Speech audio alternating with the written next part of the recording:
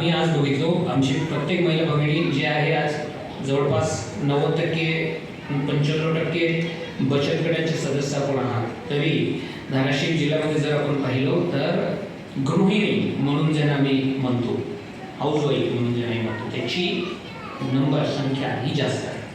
म्हणजे घराच्या धुरा सांभाळणारा आमची जी भगिनी आहे, जी महिला आहे, त्यांच्यामध्ये मूळ ती जबाबदारी आहे। कारण आता प्रत्येक घरामध्ये बोरवेल नाही आहे, प्रत्येक घरामध्ये आता जलजीवन मिशनचे काम सुरू आहे, जवळपास निम्मं काम कंप्लीट पण झालेलं आहे। तरी बरेचशा जलजीवन मिशनच्या एखाद्या गावामध्ये जरी पाणी पुरवठा चालू असेल तिथे पण कुटुंब संख्या वाढलेली आहे, बरेचसे पाड्या त्या ठिकाणी ॲड झालेल्या आहेत, तिथपर्यंत आम्हाला पोहोचावं लागेल। तर बोलण्याचं महत्त्व हेच आहे की आजही घराचे जे गृहिणी आहे त्यांच्याकडे तो जबाबदारी आहे की पाणीचे बंदोबस्त, पाणीची सोय करणे, पाणी कुठून तरी भरून आणणे आणि त्याचा वापर करणे।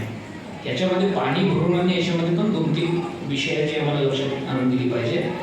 आम्ही आता स्त्रोतचे विषय सांगितले, ते पाणी भरून आणण्यासाठी आपल्याला स्त्रोतपर्यंत पोहोचावं लागते। भऱ्या उन्हाळ्यात टंचाई किंवा होतात, मार्च एप्रिल याच्यापासून टंचाई चालू राहतात, भऱ्या उन्हाळा आहे ना, त्याच्यामध्ये महिलांना बाहेर पडावं लागते आणि पैदल 5 आता साहेबांनी सांगितलंय 4-5 किलोमीटर काही ठिकाणी त्यांना पैदल चालावं लागते भऱ्या उन्हाळ्यात। आणि त्याच्यामध्ये बरेचसे महिला बिमार पडतात, घरी आल्यानंतर स्ट्रोक होतात, हीट स्ट्रोक होतात बऱ्याचशा लोकांच्या, है ना, येणे जाण्यामध्ये फार वेळ लागतं, त्याच्यामध्ये डिहायड्रेशन होतात, त्याच्यामध्ये डिहायड्रेशन नंतर त्यांना इतर ट्रीटमेंट करावं लागते, त्याच्यामध्ये महिला घरी आजारी पडतात आणि घर ठप्प होतात। दुसरं कारण आहे, आपण जेव्हा बरेचशा ठिकाणी आम्ही पाहतो की घरातलं आमची जी मुली ज्यांची वय शाळेमध्ये जाण्यासाठी आहे त्यांनाही आपण सोबत घेतो हेल्पिंग हँड म्हणून। याच्यामध्ये मुलींचे शिक्षण त्याच्यावर दुष्परिणाम होतात, त्यांना शाळेपासून आम्ही या ठिकाणी वंचित राहतात तो मुली।